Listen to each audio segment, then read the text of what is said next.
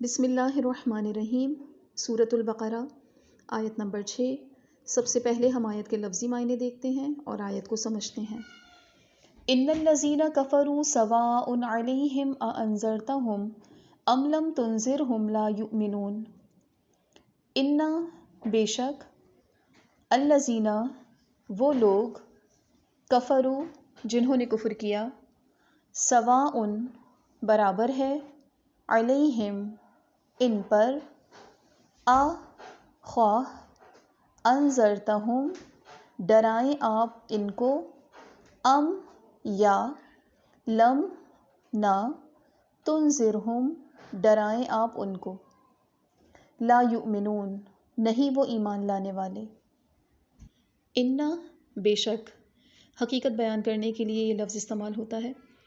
حقیقت تو یہ ہے کہ کافروں پر برابر ہے آپ کا ڈرانا یا نہ ڈرانا، یہ ایمان لانے والے نہیں ہیں، اس طرح بھی ساتھ ترجمہ کر سکتے ہیں۔ اور ان بے شک، اس میں کوئی شک نہیں کہ کافروں پر آپ کا ڈرانا یا نہ ڈرانا برابر ہے، وہ ایمان لانے والے نہیں، اس طرح بھی اس کا ترجمہ کر سکتے ہیں۔ ان الذین بے شک وہ لوگ، سچ تو یہ ہے کہ وہ لوگ، حقیقت یہ ہے کہ وہ لوگ، کفروا جنہوں نے کفر کیا ہے، اللہ کا انکار کیا ہے، ہٹ دھرمی دکھائی ہے، سب کچھ سمجھ آنے کے بعد، سامنے آ جانے کے بعد ماننے سے انکار کیا ہے۔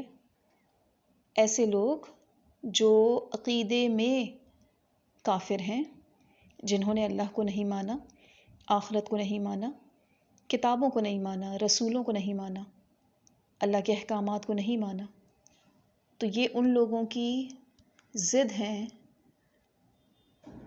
جو متقی ہیں۔ رسول صلی اللہ علیہ وآلہ وسلم کی تو شدید خواہش تھی کہ سب مسلمان ہو جائیں، اور اسی حساب سے آپ کوشش بھی کرتے تھے، لیکن اللہ تعالیٰ نے فرمایا کہ ایمان ان کے نصیب میں ہی نہیں، یہ وہ چند مخصوص لوگ ہیں جن کے دلوں پہ مہر لگ چکی ہے۔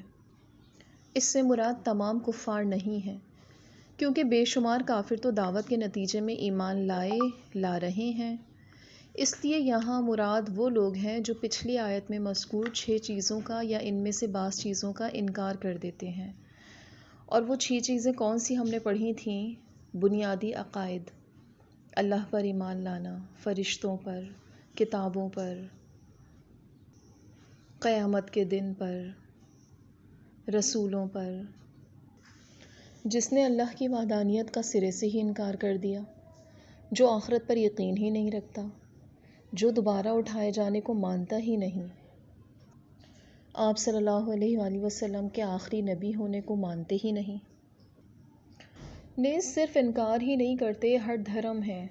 ان کی ہٹ دھرمی اس حد تک پہنچ گئی کہ اگر یہ حق ہو بھی تب بھی ہم اسے نہیں مانیں گے، جیسا کہ بعض یہود مدینہ اور ابو جہل اور اس کے ساتھی وغیرہ تھے، اور ابو لہب۔ ورنہ پیارے نبی علیہ الصلوۃ والسلام کی دعوت و تبلیغ سے تو بے شمار لوگ مسلمان ہوئے، حتیٰ کہ پورا جزیرہ عرب اسلام کے سایہ عاطفت میں آ گیا۔ لیکن جب ان ضدی اور ہٹ دھرم لوگوں نے یہ طے کر ہی لیا کہ ہم نے ماننا نہیں، تو انہیں ایمان کیسے نصیب ہو سکتا ہے؟ سوئے ہوئے کو جگایا جاتا ہے، جاگتے ہوئے جو مدہوش ہو جائیں ان کو کون جگا سکتا ہے؟